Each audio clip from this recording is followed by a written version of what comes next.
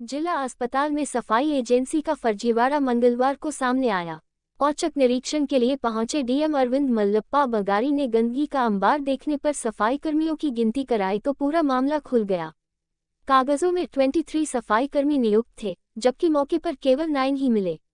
इस पर डीएम ने सफाई के टेंडर की जांच के आदेश देने के साथ ही सफाई एजेंसी के विरुद्ध चिकित्सा महानिदेशक को पत्र भेजने के निर्देश दिए। डीएम ने व्यवस्थाएं देखी, मरीजों व उनके तीमारदारों से की दवा, भोजन व इलाज के संबंध में बात की। इमरजेंसी वार्ड, सर्जरी वार्ड, महिला बच्चा वार्ड, डायलिसिस सेंटर का निरीक्षण किया। ओपीडी में आए मरीजों से पूछा कि दवाएं अस्पताल से मिल रही हैं या बाहर से खरीदनी पड़ रही हैं। मरीजों ने बताया कि कुछ दवाएं बाहर से मंगाई जाती हैं। इसके बाद डीएम इमरजेंसी वार्ड पहुंचे, जहां चादर बदलने के बारे में पूछा। उन्हें बताया गया कि अलग अलग दिन अलग अलग रंग की चादर बिछाई जाती है। चिकित्सक और नर्स के आने की भी जानकारी ली। वार्डों के बाद डीएम ने अस्पताल परिसर का निरीक्षण किया। बच्चा और सर्जरी वार्ड के आगे कूड़ा और गंदगी का ढेर मिला। सफाई एजेंसी की लापरवाही सामने आई है। जिला अस्पताल में सफाई में लापरवाही आलम ये था कि डायलिसिस सेंटर और प्राइवेट वार्ड के आगे डीएम को गंदगी का अंबार मिला। जिला अस्पताल परिसर में कुत्ते और बंदरों का आतंक है। डीएम के निरीक्षण में परिसर में कुत्ते और बंदर घूमते मिले। तीमारदारों ने डीएम को बताया कि अक्सर कुत्ते और बंदर काट लेते हैं, दवाई का थैला और खाना तक छीन लेते हैं। डीएम ने इस संबंध में नगरायुक्त को निर्देश दिए हैं। साथ ही हर कार्ड के बाहर डस्टबिन रखवाने, संपूर्ण परिसर की सफाई कराने, मरीज और तीमारदारों को बेहतर सुविधाएं उपलब्ध कराने के निर्देश दिए। औचक निरीक्षण के दौरान आगरा के CMO doctor Arun Srivastava, CMS doctor Rajendra Kumar, प्रभारी अधिकारी फार्मेसी गजेंद्र सिंह चौहान आदि उपस्थित रहे। आज जिला अस्पताल का जो साइकिल टैंकिया चौक पे है, इसका औचक निरीक्षण किया गया। निरीक्षण का उद्देश्य यही था कि जो साफ सफाई पहला एजेंडा, दूसरा जो इन हाउस पेशेंट्स हैं इनको टाइमली जो साफ सफाई हो गया, उनमें टाइमली बेडशीट या चादर जो बदला जाता है हो रही नहीं हो रही है, मानक के अनुसार है कि नहीं है। तीसरा, इनको जो खाना दी जाती है, खाना मिल रहा है कि नहीं मिल रही है, जो इन हाउस पेशेंट्स होते हैं इनको। तो इसमें अभी आपने देखा होगा मेल वार्ड में, और उसके बाद जो एक सर्जरी वार्ड थी उसमें, और फीमेल और बच्चों के वार्ड में, तीनों में गए थे।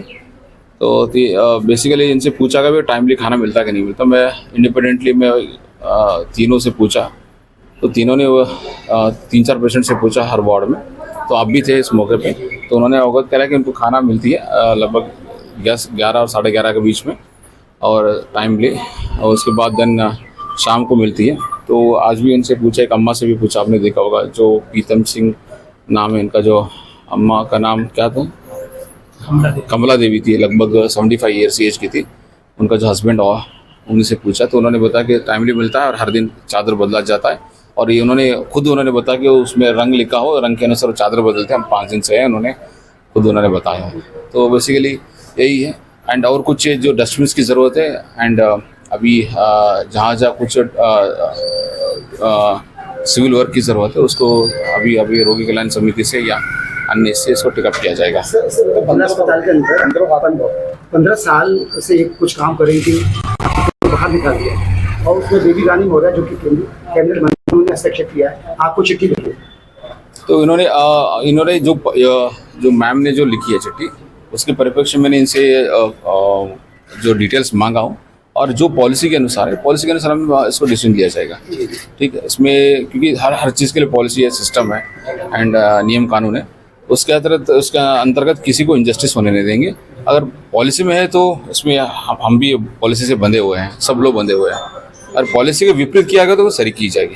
सर, उसमें दवाइयों की भी कुछ कमी बताई है कि कई बार दवाइयाँ आपको बाहर से खरीदना पड़ता है मरीजों को, इसके लिए सर कुछ इंतजाम करेंगे? नहीं, दवाई के बारे में मैंने इनसे पूछा, उन्होंने अवगत कराया कि दवाई के बारे में जो मानक इनके पास जो दवाई उपलब्ध है, जो स्टोर्स है, जो शासन द्वारा निर्धारित है, वो दवाई उपलब्ध है। ऐसा कोई मेरे को ना तो किसी पब्लिक ने, ना तो किसी से पूछा, किसी ने मेरे को अवगत नहीं कराया मेरे पूछने पे भी कि दवाई बाहर से लिखी जाती है। क्योंकि आज के टाइम पे मैं अभी ओपीडी खत्म हो गया था, अगले दिन आऊँगा तो फिर मैं रैंडमली चेक कर लूँगा।